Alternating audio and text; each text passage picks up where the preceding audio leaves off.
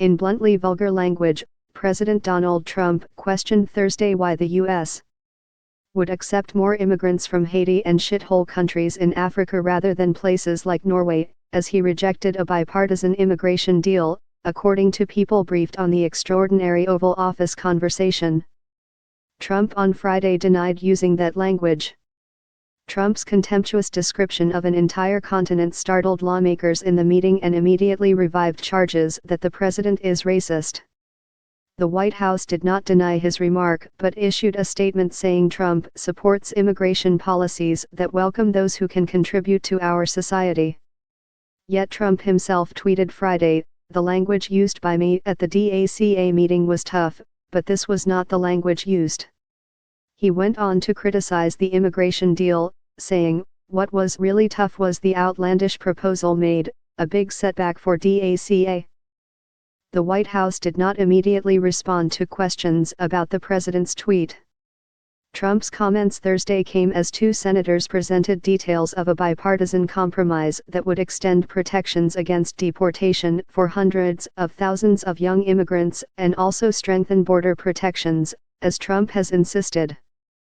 The lawmakers had hoped Trump would back their accord, an agreement among 6 senators evenly split among Republicans and Democrats, ending a months-long, bitter dispute over protecting the Dreamers.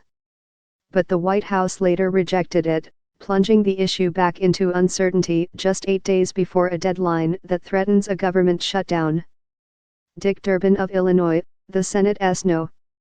2 Democrat, explained that as part of that deal, a lottery for visas that has benefited people from Africa and other nations would be ended, the sources said, though there could be another way for them to apply.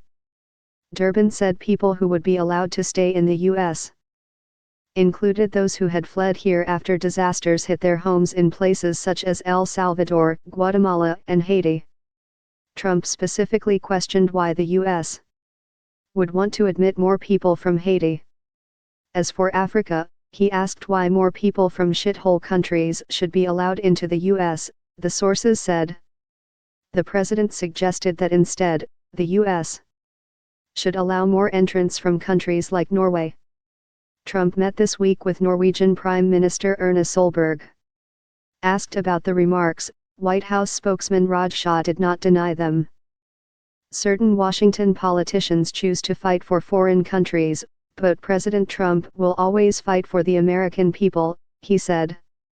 Trump's remarks were remarkable even by the standards of a president who has been accused of racism by his foes and who has routinely smashed through public decorum that his modern predecessors have generally embraced. Trump has inaccurately claimed that Barack Obama, the nation's first black president, wasn't born in the United States. He has said Mexican immigrants were bringing crime and were rapists. He said there were very fine people on both sides after violence at a white supremacist rally in Charlottesville, Virginia, left one counter-protester dead. House Democratic Whip Steny Hoyer of Maryland said, "President Trump's comments are racist and a disgrace." But it wasn't just Democrats objecting.